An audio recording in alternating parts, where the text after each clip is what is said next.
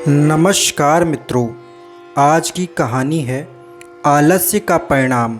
और चैनल पर नए हो तो चैनल को अवश्य सब्सक्राइब करें। दोस्तों, बहुत समय पहले की बात है।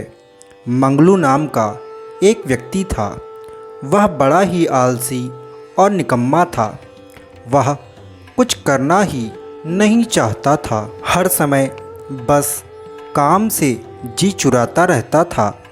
इसी कारण से उसकी पत्नी और बच्चे भी कितनी ही बार भूखे रह जाते थे, लेकिन उसको कोई असर नहीं होता था।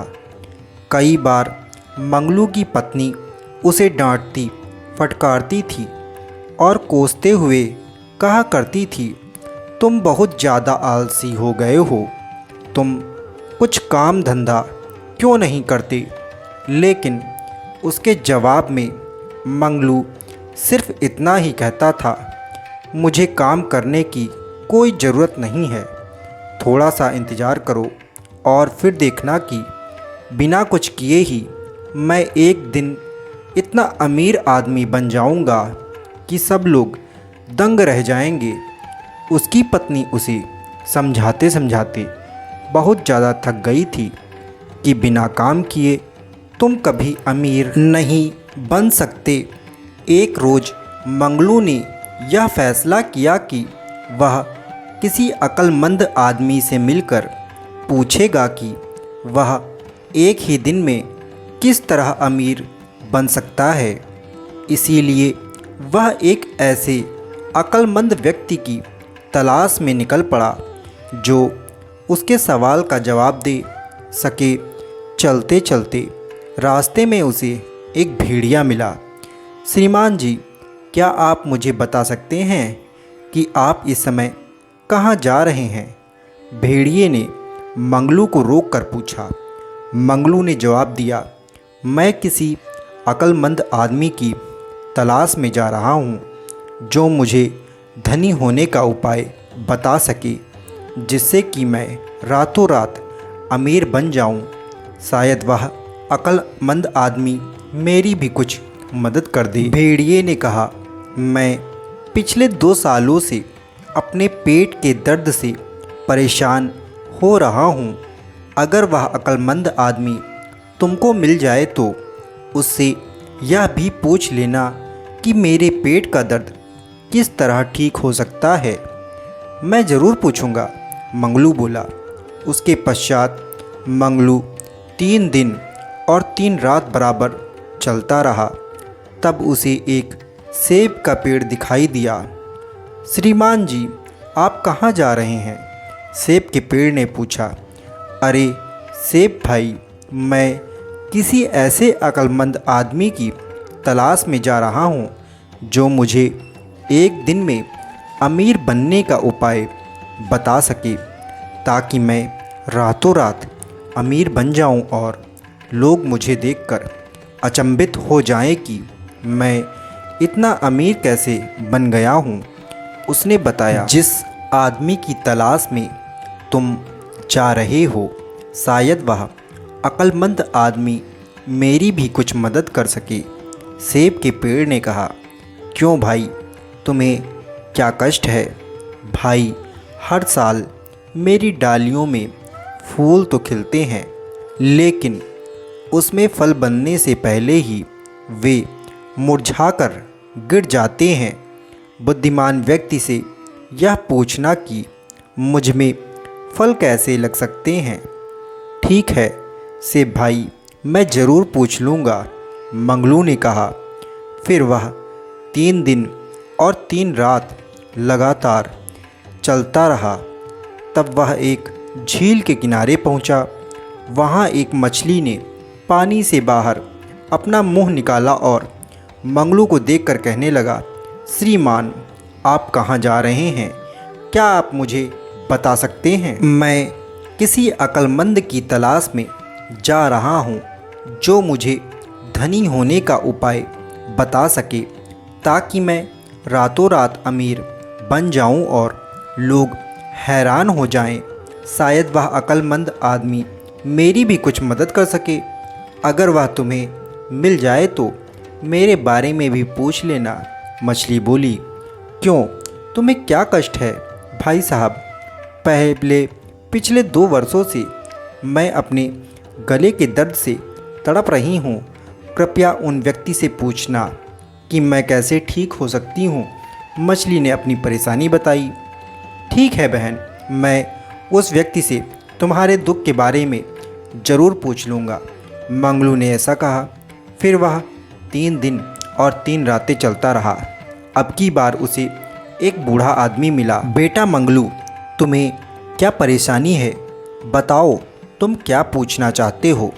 उस बूढ़े आदमी ने मंगलू से पूछा। उसके इस प्रकार पूछने पर मंगलू को बहुत हैरानी हुई। मंगलू ने पूछा, आपको मेरा नाम कैसे मालूम हुआ? मैं तुम्हें अच्छी प्रकार जानता हूँ, क्योंकि मैं वही अक्लमंद आदमी हूँ जिसकी तुम्हें तलाश है, और उसे तलाश करते हुए तुम यहाँ तक आए हो। बूढ़े ने कहा। बूढ़े की बात सुनकर मंगलू बहुत खुश हुआ। उसने उसे बताया कि वह वहाँ क्यों आया था। उसने उस भेड़िए, सेब के पेड़ और मछली के बारे में भी बताया। मेरी एक बात ध्यान से सुनो, बुद्धिमान आदमी ने कहा। उस मछली के गले में एक बहुत बड़ा मोती फंसा हुआ है। अगर वह मोती निकाल दिया जाए तो वह दर्द ठीक हो जाएगा। जहाँ तक सेब के पेड़ की बात है, उसके नीचे मिट्टी में सोने का एक कलश दबा हुआ है। उस कलश को निकाल देने से उस पर फल लगने शुरू हो जाएंगे। और जहाँ तक भेड़िए का सवाल है, तो अगर वह सबसे पहले मिलने वाले आलसी आदमी को मारकर खा जाए तो वह हमेशा के लिए इस दर्द से छुटकारा प्राप्त कर सकता है। और श्रीमान जी, आपने मेरे लिए क्या उपाय सोचा है? मंगलू ने बूढ़े व्यक्ति से पूछा।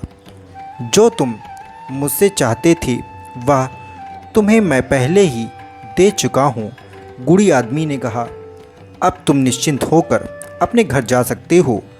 जो तुम चाहते हो वो तुम्हें मिल जाएगा। यह सुनकर मंगलू बहुत खुश हुआ।